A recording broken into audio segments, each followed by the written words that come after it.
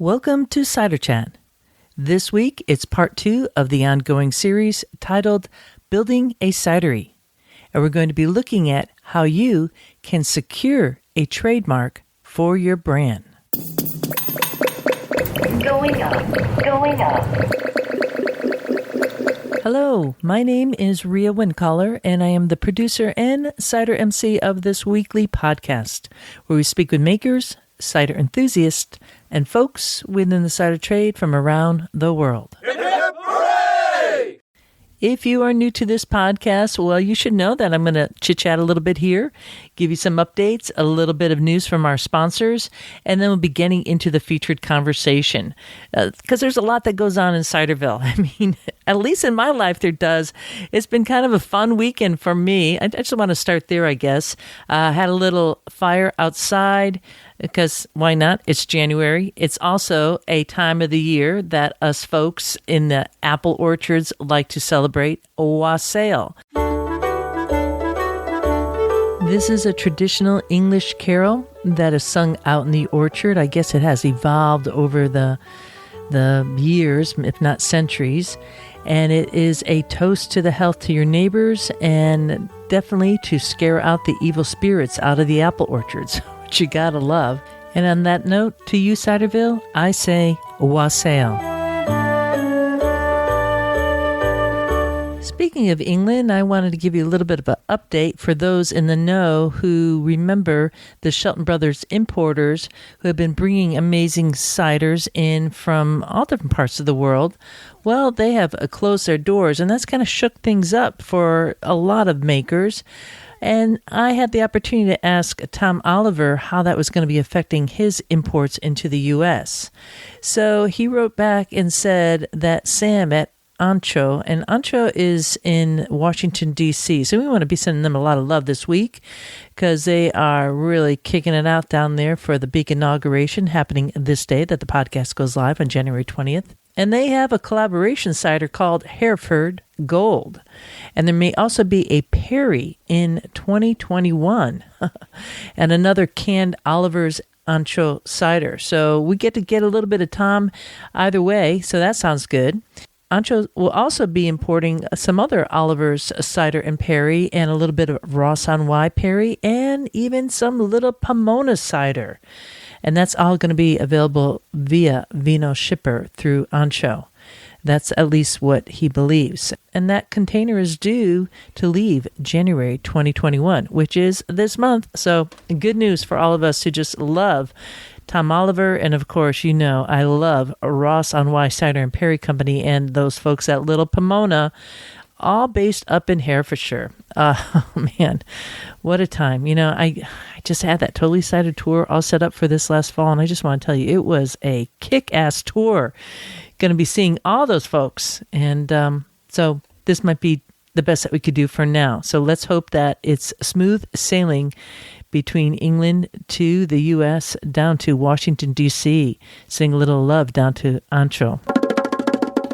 I'm on the website right now for the New York International Cider Competition because I wanted to see who the winners were last year and what the categories are. I mean, they have a gold, a silver, a bronze, and then individual winners.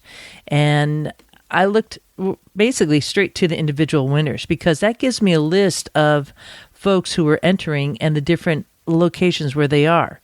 And some of these places I've never heard before. So let's see. There's Black Apple from Arkansas. There is a Arizona cidery called Desert Cider House. I didn't know about these places. And that's one of the beauties of competition. Sometimes we think in terms of, oh, hanging the medal on my wall, that's going to be, you know, that's it. That's why I'm doing the competition. Or the fact that I'm going to get input from trade buyers, such as this competition. That's the kind of judges they have, retail buyers. But the other piece is you get your name out there for folks like me in the media, folks who write about it, folks who talk about it. They are looking at competitions to find out new info of who's on the market. We do a lot of research. It's not like we're just waiting for people to send us stuff. We're always doing research, at least I am for the podcast, to then be able to talk to you, Ciderville. So that's a win-win. That's like a double win, don't you think?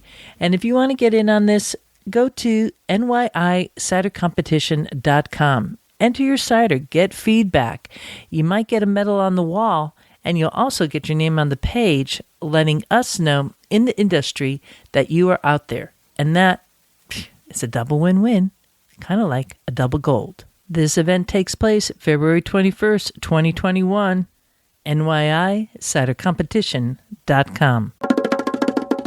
I decided to open up another web page right now, and I am on CiderAssociation.org, and I went to the speakers section because this is a website that you go to register for CiderCon, and it's going to be virtual this year. It's taking place February 3rd through the 5th, and I am on the speakers page, and I'm looking at all these people that I so miss because I won't be seeing them in person, but I get to see them online. So, there's always some way to find the silver lining in this middle of a pandemic, and here we are.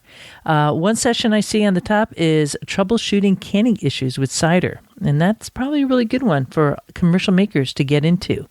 This one is really neat. It's a session on consumer expectations of single varietal cider and apple varieties.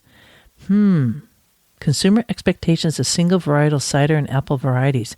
That sounds really interesting. I haven't had time to look at this stuff, so I'm kind of stoked. There's a lot here, and I will continue to remind you to sign up for this until we get to the actual event on February 3rd. But I can't do the work of signing up for you. You got to do that. So go to CiderAssociation.org and get on it. You could sign up if you are a cider enthusiast. It's really accessible. Do it. CiderAssociation.org. See you there. Up next, the Q&A with Fermentis. And we'll be hearing from Kevin Lane once again. And this is question number 6 on the list of questions I had for Fermentis. Last week, we were talking about rehydrating dry yeast and to do that with water or apple juice. And he did great coverage on that. This week, he's going to be talking about how you actually rehydrate dry yeast. So let's head to Kevin next. Hello, my name is Kevin Lane, and I'm the Technical Sales Support Manager for the Americas for Fermentis. As I was just talking about with the rehydration and the easy to use, it's not necessary anymore. I'm not sure that it was at some point, and it probably was, but it no longer is necessary to perform a starter or propagation. There's no reason to have to revitalize the yeast or to build healthy cells. Really, for the Fermentis yeast, it's ready to be used immediately. And again, you can pitch it into your fermenter. You can rehydrate it outside your fermenter. I think, the question of how do I make a starter for my yeast before pitching it into my cider, that's very complicated when you really look at it and when you really look at the science behind growing yeast. And I say that because it's not just that the yeast need a sugar source, either to grow or to produce alcohol. They actually need a lot of nutrition. Some strains are more robust and don't need as much nutrition, but all yeast are going to need nutrition to grow healthily. And that gets really complicated. Of course, there are yeast nutrients in the market that are available, that are there to supplement nutrition for the yeast. They do a great job as long as you're using the right ones and in the right quantities. And that's where it really gets difficult, because I'm not aware of any nutrient that's 100% sufficient for proper yeast growth. And that's because when you have proper yeast growth, you're trying to avoid the alcoholic fermentation, which means that your sugar source is going to be extremely low. And with that extremely low sugar quantity or amount in the media, below 0.5%, really balancing the nutrients is extremely complicated, because you really don't want to overdo it and add too much of anything, and you really want to monitor all the nutrients so that the yeast has what it needs when it needs it, and you're not giving it too much of, for example, a mineral like zinc and not enough of a different mineral or compound that the yeast is needing at that point in time. So really it becomes very complex when you're trying to do a starter. or to grow yeast or propagate yeast in the best way. And I think all of us, when we go to ferment anything, we're hoping, or we're really wanting the healthiest yeast that we can have, so that the fermentation performs well, performs on time. We don't have off flavor development. We don't have struggling fermentations. We don't have problems in fermentation. All right, Kevin, I get it. I'm overthinking it already. I'm a cider maker. I can't help myself. I don't have to worry about rehydrating that yeast or doing a starter. All I have to do is open that package of fermented yeast and sprinkle it onto the liquid, and away it goes. And when it comes to yeast nutrients, I just throw in a bunch of raisins. That always works for me.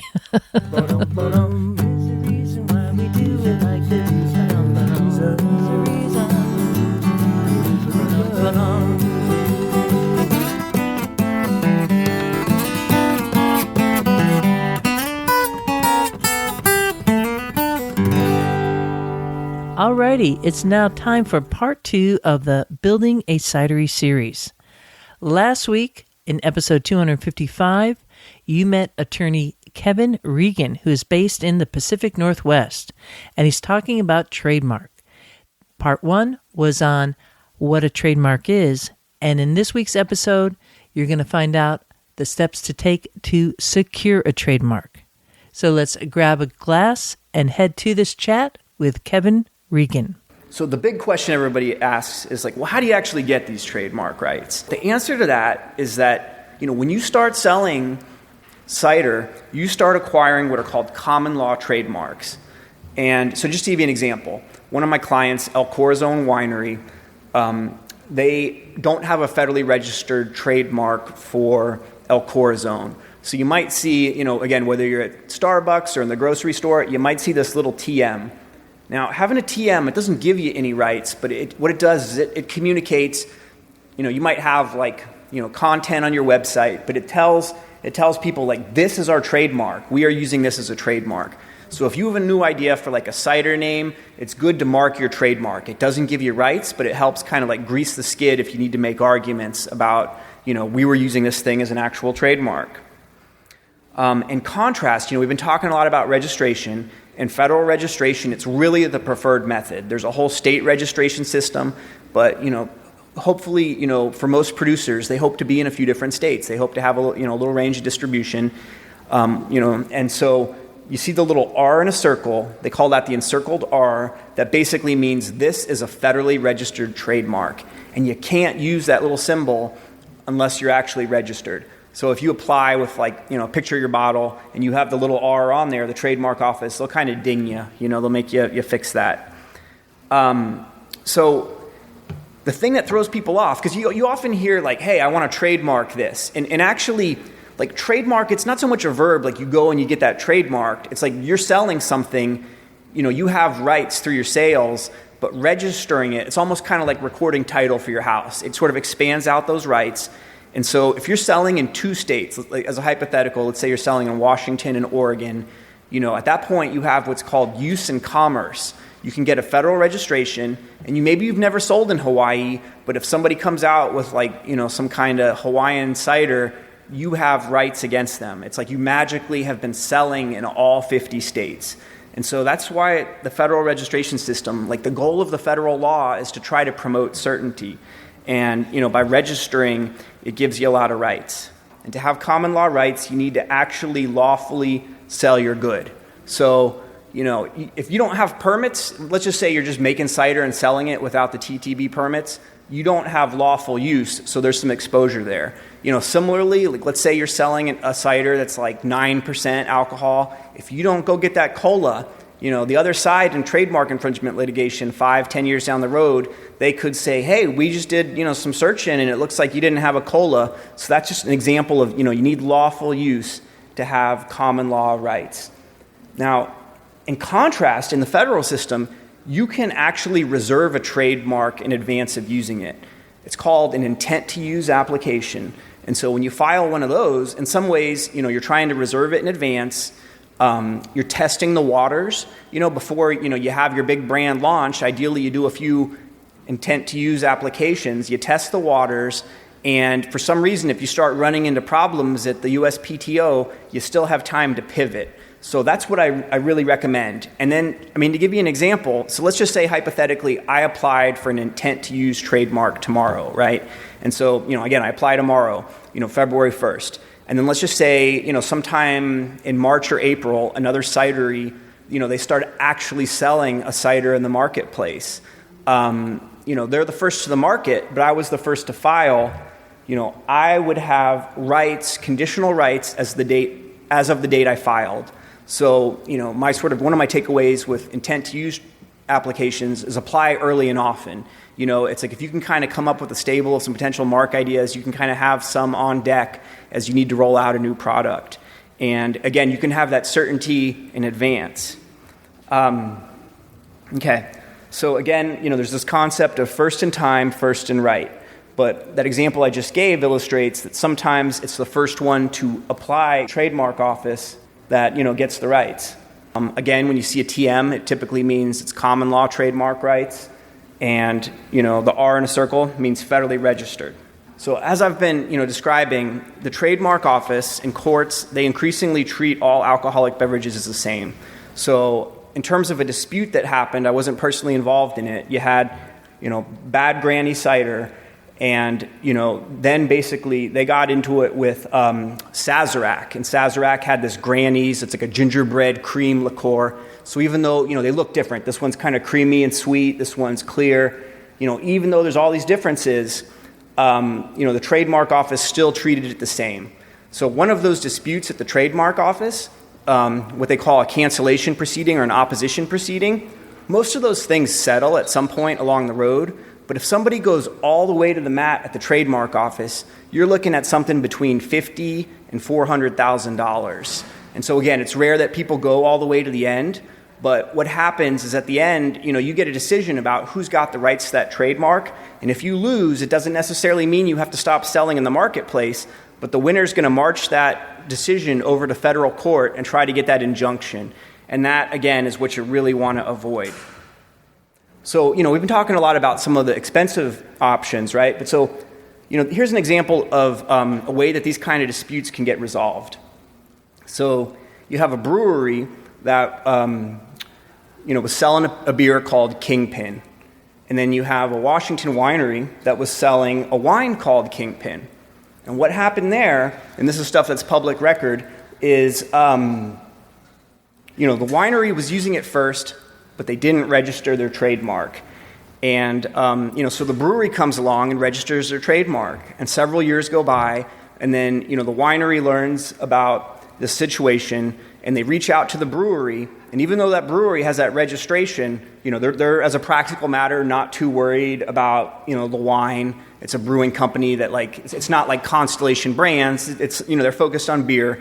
And so they're like, I think we can live together. And because that winery had the leverage of first use, they were able to, work out a deal, what's called a consent agreement, where both sides kind of agree, hey, we're Kingpin for beer, and then the other guys are like, we're Kingpin for wine. And so the two can coexist in the marketplace. And so that's often what you see in the alcoholic beverage space. And that's actually one of the reasons that I recommend, if you're searching around for trademark attorneys, that you look for somebody that has experience in the alcohol beverage space. Because, even though there's all these stories in the news about cease and desist letters and all that, it tends to be that there's a little bit of a more cooperative approach. Even some of the big wineries, they might be able to live with a beer. It just kind of depends. But again, it's advantageous to have that first use.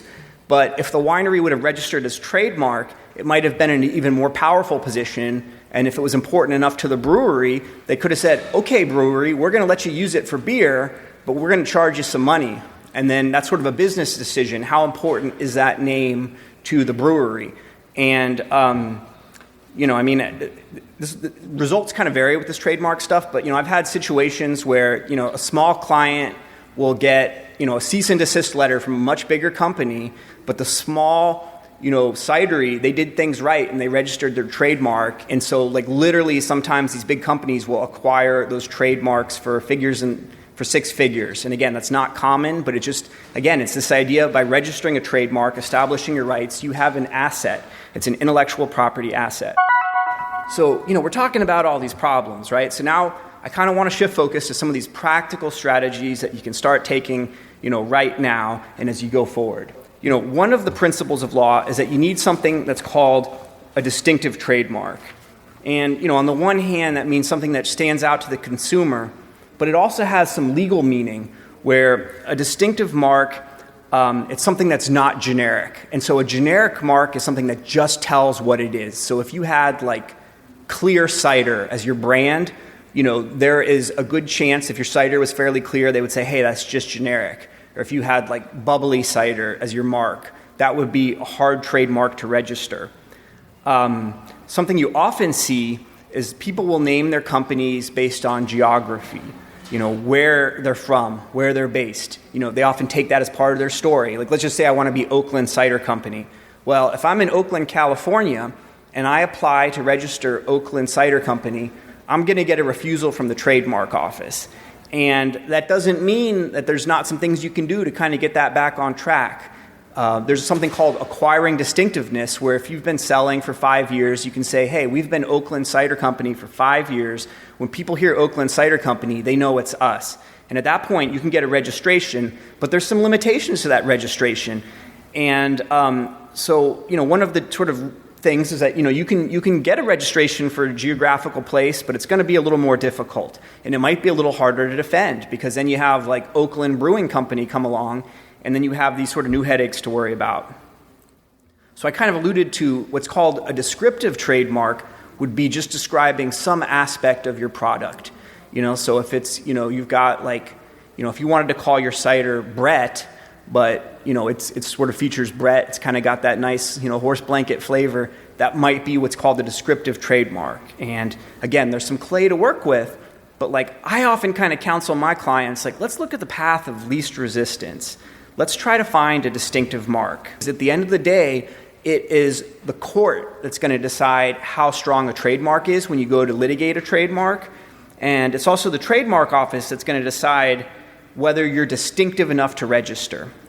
One of my cider clients, he came up with a mark, Atrava, which he ended up not using in the end, but basically it was sort of like a matchup of parts of the names of his kids, right? So he took like some of the letters from the kids' names and kind of smushed them together. And on the one hand, a mark like that, it doesn't quite roll off the tongue, but it's a very strong trademark. You do a search for that, it's locked down. So in contrast, you got arbitrary marks. So if you think about like, Amazon, right? The mark Amazon, that's arbitrary for like online sales, but it is not arbitrary if you're like a travel company where you're going to the Amazon. So sunglasses at night, what does sunglasses at night have to do with cider? The connection's not very clear. It gives the consumer a lot of potential for imagination, and that's what makes something a stronger trademark. And so there's that balance between with a fanciful mark like Exxon, when Exxon started, it's like, what the heck's Exxon? What's Kodak? So the consumer doesn't know what those fanciful trademarks are. So it's kind of this balancing act. You want to be distinctive enough that, the consumer will recognize you and you can get trademark protection. But if you get too strange out there, then people might have trouble saying your name. You might run into issues. Another example of, kind of going down the continuum towards weaker trademarks would be ginger grass. And so, again, that's kind of mashing up. We've got some flavors of ginger. We've got some flavors of lemongrass. It communicates something to the consumer, but it may not be as strong a trademark. On the weak end of the spectrum, you have like the unfiltered craft cider. You have Oregon Cider Company. Those are some weaker trademarks. These are like maybe 3 of the most common factual scenarios that I see. And, the first one, it's what I call didn't look before you leapt. So you have a cidery, and they didn't do any kind of trademark search at all. They just weren't thinking about it. They're busy worried about fruit and tanks and, space and all this stuff, and they didn't worry about trademarks. And so now they're in a situation where, you have another alcoholic beverage company that has prior rights. So now you have a problem on your hands. And, when there's a problem, there's a solution, but, it might involve a rebrand. And that involves like, re-educating your consumers. You might have sunk costs in cans and all kinds of stuff, right? There's also that option of you take a license from somebody else, but I typically don't like taking licenses from somebody else because let's say you've been calling your cider the name, right? And then somebody else has a registration and you're licensing that name from them. You're basically renting their name, all that goodwill. And what goodwill means is just sort of like the good feeling that a consumer gets from your brand, which can also be economically expressed as how likely are they going to buy from you again. All that goodwill goes to the company that you are licensing your mark from. There's also options about, money changing hands. Maybe you buy the mark or, maybe there's some kind of business, collaboration. Sometimes, you've seen stuff with like breweries where it's like collaboration, not litigation, and they have some kind of fun promotional event and they decide to live together. So the next common situation, so maybe you have like a cidery and they were the first ones to sell in the marketplace, but they didn't register their trademarks. They didn't put up their wall. And so another beverage company comes along, and even though they've got junior rights, they register their trademark. And so now you have a situation where you have less trademark rights than you could have, and again, you have to pay an attorney to kind of figure this stuff out. Another third situation, I kind of think of this as like the low wall. You've got like this fort, and you've got this nice stone wall, but it's only like 2 feet tall, and people can just step over it, right? And so that's when you have what's called a weak trademark. And again, that's not, even though it says weak, it's not so much a judgment call because some of the most famous brands that are out there in the marketplace are weak marks. But from a legal perspective, those are harder to defend. And, they can be really difficult to register. And if you're using something with geography or describing a common feature of ciders, well, then there's going to be other people. There's going to be the Oakland Brewery that wants to launch. There's going to be another company that's really into Brett ciders and wants to have their own, maybe they call it Barn Door or something, right? But, there's those issues. There's often this idea, especially in the wine space, right? People want to have like the family winery and they want to have their family name. And it seems like a decade ago, it was a little easier to get your family name registered as a trademark, but technically, under the law, with federal trademarks, you can't register like a surname, a last name, because you want to give other people the ability to use that name. So if I want to have Regan Cidery, my name's Kevin Regan, that's difficult to defend, and the trademark office will say, hey, sorry, that's primarily a surname, and so there's things you can do, but they're not easy. In contrast, if I said, hey, I'm Kevin Regan Cidery, that's like identifying me as an individual person, you can do that. Unfortunately, Kevin Regan's kind of a common name, so that kind of has some problems. But the upshot is like getting your last name, that's a little hard to do. It might be a little easier if you have a last name that means something else. Like if your name is Rivers, you can maybe do some play on words where, your logo has rivers on it, and that would be a way to kind of sneak it in.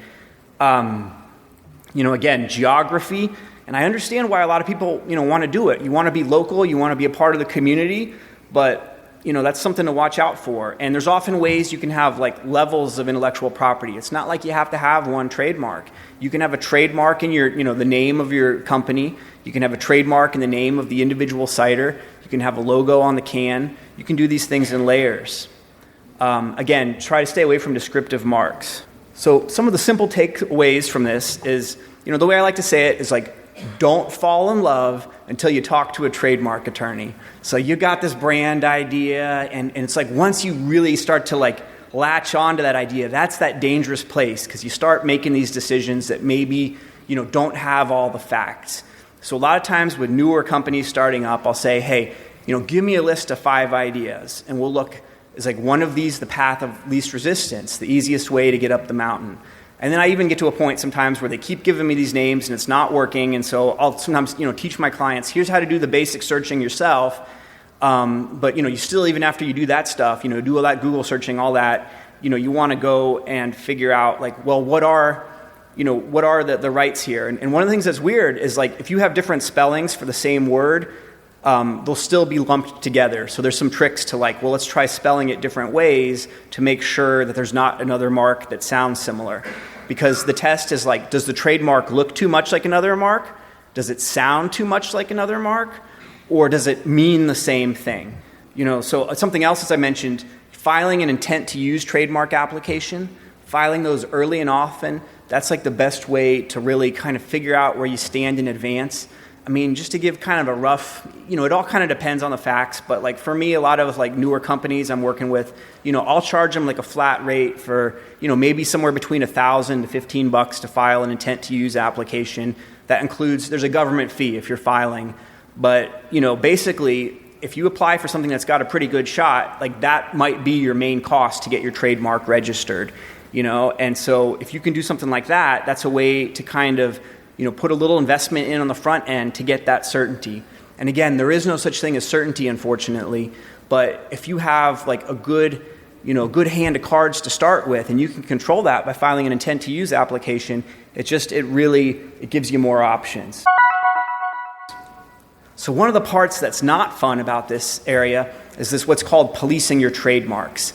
Again, if you don't enforce your trademarks, somebody else can get rights to them, and it can kind of knock out your trademark rights. So that's why it's good to, like, even if you do everything right, you filed your intent to use application, you have a strong trademark, there might be some brewery in the other side of the country that just doesn't know what they're doing, and you got to figure out, like, hey, how are we going to approach this? Can we have kind of a friendly solution where they're going to add another word to their trademark? We're going to give them a little time to sell off their inventory.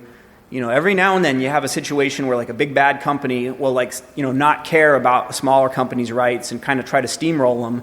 And those are the difficult situations, but that's where you hear about these big, kind of jury awards and stuff. So, but again, a lot of companies, they'll do a trademark search, and if they see you're registered, they'll move on to something else unless there's a really compelling brand need.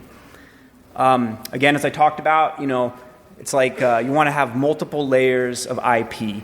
And, that can include trademarks, which we've been focusing on. But, if you have some real unique ways to like how you're distributing your product, if you're having, really cool content, these are things you might want to protect. So once you get that federal trademark, you'll want to mark that. You want to put the R in a circle. And if you don't do that, it can affect your ability to get damages. A question came up from the audience on images versus words that one would use for a brand, and how images might be difficult to secure or to know if it is unique. The legal test is taking the trademark as a whole. The fox standing there on front of the barrel, is that different enough from a fox running? There's searches you can do. Like if you're searching for trees in the space of cider, like that's going to be difficult. So as an attorney, if I do a search, I'm going to get a lot of hits, right? I'm making up examples because I think there is like a penguin in the hard alcohol space. But in contrast, if my picture is a penguin, that's like a less common thing in the alcohol beverage space. So a lot of it is, figuring out like what kind of picture. I mean, if it's a walrus, you're talking even rarer. So I can like have more confidence of saying, well, look, there's only 4 other walruses. Your walrus is looking pretty different. But if it's an apple tree, that's a tricky thing. And I mean, even if you take Angry Orchard, right? They didn't just have like an outline of an apple tree. They have this like kind of unhappy looking apple with the sort of like half-eaten apples hanging off it. And so those are some of the elements where maybe if you have an apple tree, they're not going to go after you. But if you have like an apple tree that's got 2 half-eaten apples on it, you're probably going to get some kind of letter. Next question came up about how to manage cease and desist letters. Really with cease and desist letters, you really need to talk to an attorney. Don't send one on your own because, there's that factual situation, right? Like that big company, they sent a cease and desist and then they ended up like having to pay my client a bunch of money to acquire that trademark. There might have been other ways that they can handle it. But like, if somebody's kind of litigious and you send them a cease and desist letter, they'll say, oh, well, we actually have priority. We need to shut this down. And then they might sue you for declaratory relief saying, hey, we actually have prior trademark rights. So, the first pointer would be like, don't just send a cease and desist letter without like sort of coming up with a strategy, because there's some real risks when you threaten somebody. I've got actually right now 2 cannabis companies that are duking it out in state court. They're spending hundreds of thousands of dollars, and it's like, one of them sent a cease and desist and got this litigation rolling, and there's a lot of consequences that come from that. You kind of want to pick your battles, right? It's like a lot of law kind of comes down to these sort of business decisions. If it's like an obscure, like, somebody's making absinthe, right? And it's real small and it's real boutique. There might be some ways you can kind of creatively resolve that. And there's like a continuum of cease and desist letters. There's the friendly cease and desist letters, like as an example of something that's really crazy. So like Duke, the school with the basketball team, anything that's got the letter D in it, like let's just say you had the letter D in your cider somewhat prominently, you're going to get this letter from Duke, and it's called the Notice of Trademark. Hey, we have this trademark. Be aware, if you use these color blues, if you use these fonts, we think there's an issue. So, pick your battles. That's the second piece. And then the third is, I'd say, don't just shove these things under the rug. I often get a call from a client, and on the one hand, they're panicking because, they walked into Whole Foods, right? And then they see, they're a cidery, and they see a gin with the same name. And so on the one hand, there's people who they immediately take action, they call me up, but then others, they just kind of shove it under the rug, and they kind of forget about it for a few years, kind of out of sight, out of mind, and that's when things get more expensive. Because let's say that spirit company's got money, and they start, if you start getting more recognition in the marketplace, it gives you some clay to work with, to say, hey, well, we have more, use rights because people recognize us more. Sometimes at the Patent and Trademark Office or in a court, there's something called a survey where they will actually, have a branding company that'll come up with a scientific survey and say, hey, consumers, when they see this, they think of us, and that gives, some clay to work with. Next question is the use of pommeau on a product in the U.S., if that is permissible, in that it is a controlled appellation in France. This is what Kevin has to say about that. The textbook examples would be champagne, right? And, it's kind of funny because just for a little perspective, it's easy to lose sight, here in the U.S., you got to deal with TTB. You have to deal with the Washington Liquor and Cannabis Board or ABC here in California. It seems like there's a lot of bureaucratic layers. But man, when you compare that to France, from the wine perspective, they tell you when you can pick those grapes. It is really regulated. And so now there's this trend where you have these kind of international standards of identity, and countries will take steps like Spain, France, whether it's cheese or beer or wine, trying to get these protections. So the easy example is champagne, right?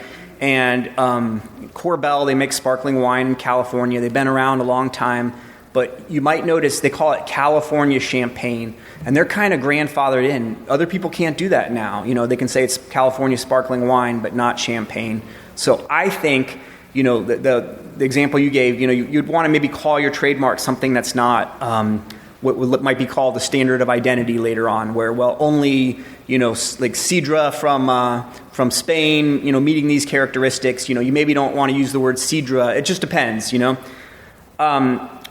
Somewhere else in terms of where the law might be going, with the wine space, you have all this regulations about, okay, if you say you're Cabernet Sauvignon, you got to have X percentage of Cabernet Sauvignon. And we don't really have those regulations yet in the cider industry, but they might come because, if you're going to say you're a certain varietal of apple, at some point, I think more regulation is kind of coming down the road. Oh, Kevin, we don't like to leave it like that, but I think we will. More regulation is coming down the line. So I hope that this piece on trademark will help you think ahead if you're getting into building a cidery, or even if you are already in business. I could speak from my own vantage. I had my other business for many, many years before I started working at an international level. And when that happened, I knew I really had to secure things. So I did get a trademark from my brand and logo. And I also, over the course of time, have, as a content creator, have a lot of intellectual property and have secured copyrights because of that. So I could speak from experience that it is really worth it and has saved me more than once having those major hurdles crossed. I also know locally here there is a current, he was talking about Duke University, there is a local brewery here called Iron Duke Brewery, and wouldn't you know it, Duke University is making them change their name. Now they've been in business for, 5 years, and the amount of money now that's going to cost them to deal with that is just such a drag, and then having to restart their engine. maybe their saving grace in some ways is COVID because, they kind of get to come out of COVID with a new look and a new face. But who wants to go through that? I mean, once you fall in love with your brand, you don't really want to be changing it back again. So it's all about due diligence and looking beyond just the cider community.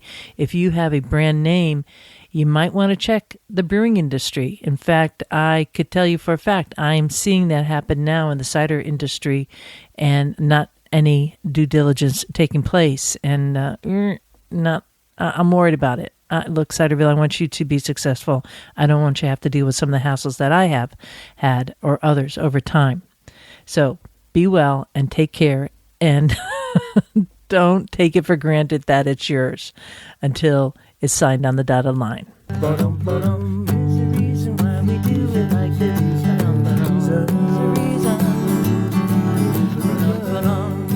Next week, on part 3 of Building a Cidery, we're going to be featuring a maker who will be sharing with us the experience of going through the process of building up a cidery, what worked, what didn't work, what one might do differently.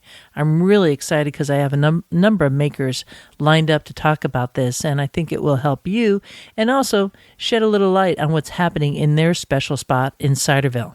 I tell you who that is, but I don't want to let the cat out of the hat yet, or the rabbit out of the hat, or whatever have you. We'll wait until then. And maybe while you're waiting, and you have a little bit of time there, maybe you could go to the Cider Chat Patreon page and sign up and become a patron if you haven't yet. Because this podcast really relies on the contribution of fine listeners just like you to help keep cider going up and keep the news circulating around the world of all the good cheer that we have. Just Google Patreon. It's spelled Patreon and Cider Chat. With that, I leave you here.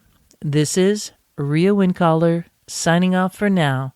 Looking forward to seeing you in Ciderville.